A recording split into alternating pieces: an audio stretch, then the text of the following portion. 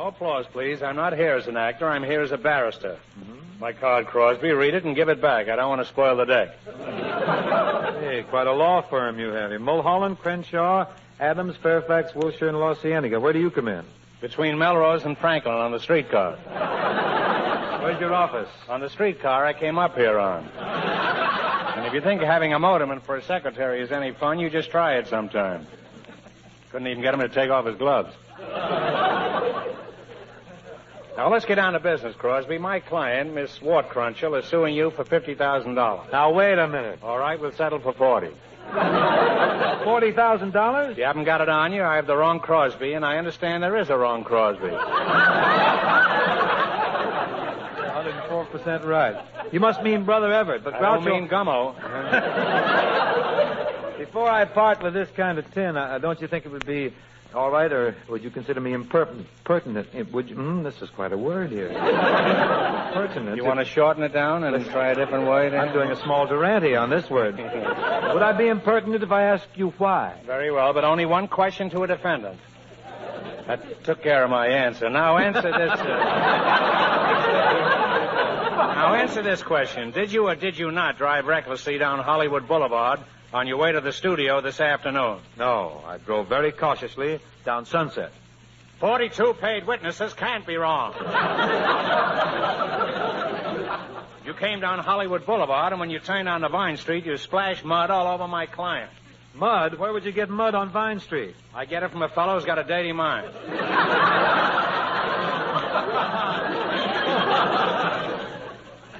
Never mind where I get my mud, and you were driving recklessly. What was I driving? It was either a Cadillac convertible or a Philco console. But that's not important. You don't know my sponsor. I don't know any sponsor, and if I did, I'd have a show of my own.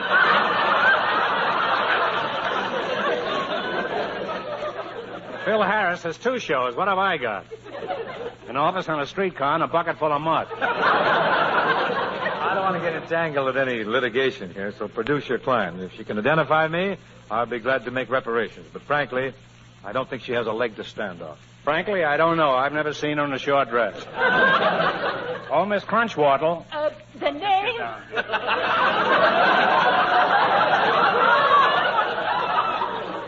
The name is Wortkrunchel, Mr. Giesler. Did you tell her you were Jerry Giesler? I get a much bigger fee that way. And if you keep your mouth shut and pay off, I'll split it with you, Crosby. Now, Miss Wortkrunchel, what's your first name? Lana. Lana? Lana, what hollow mockery.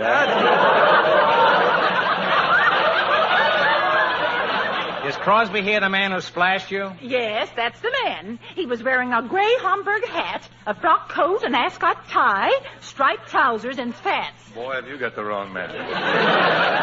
Don't be too sure. Now, Lana, when this man passed you in his car, was he also wearing a diamond stick pin? I'm not sure about that time. If you remember, you hit me in the face with the mud. This entire case is a fraud. If I were wearing a frock coat and spats on Vine Street, I'd have them on now, wouldn't I? Not necessarily. I was wearing a nightgown last night, but I haven't got it on now. It's a matter of opinion.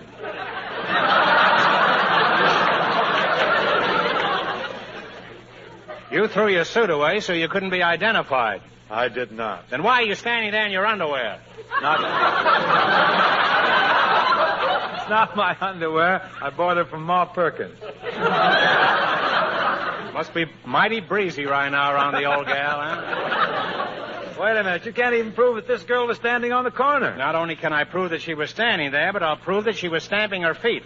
What is she stamping her feet for? She was sending them to Sears Roebuck to get a new pair of shoes. How we fought over that joke, huh? I wish I'd have won. If you'll dismiss the whole thing, I'll be glad to buy a new dress for this charming young lady. Charming young lady? I'll lay you 8 to 5. She's none of the 3. What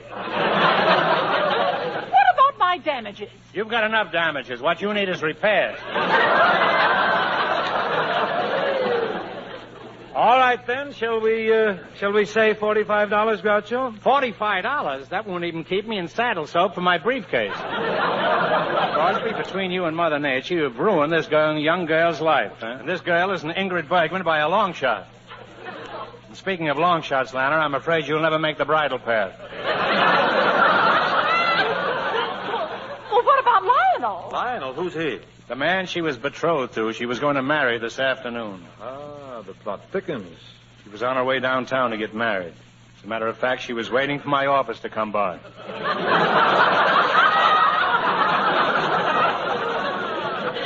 For 20 years I've been trying to trap Lionel. Think of how this will sound in front of a jury, Crosby, if they're still awake. 20 years she waits to snag a man, and when she finally gets him cornered, you splash mud on her and he jilts her. Oh, I'm a beast. Speaking of beasts, let's get back to my client. 20 long years she waited for Lionel. Well, where was he all that time? He was in bed with a very bad haircut.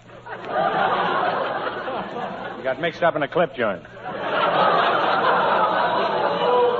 And now, because of you, this girl will have to spend the rest of her life sitting at home twiddling her thumbs. And there's nothing more disgusting than a pair of twiddle thumbs. Now, hold on. I'd like to see Skitch Henderson play the piano with twiddle thumbs. I'd like to see a Toby play that way. Come to think of it, I'd like to see a Toby. He owes me 20 smackers. 20 smackers. Well, now, that's a nice round figure, and that's just what I'm going to give you. And that's just what I'm going to take. Oh, no, you won't. You said we'd hook Crosby for plenty. That's the trouble with you girls around Hollywood, framing celebrities. Splashing mud on your dress, hiring a cheap shyster lawyer. Now go before I set the dogs on you. But before you go, I want to say one thing to you. You owe me 85 cents for the mud. We hope that you've enjoyed this recording, and for more happy listening, please visit otrcat.com.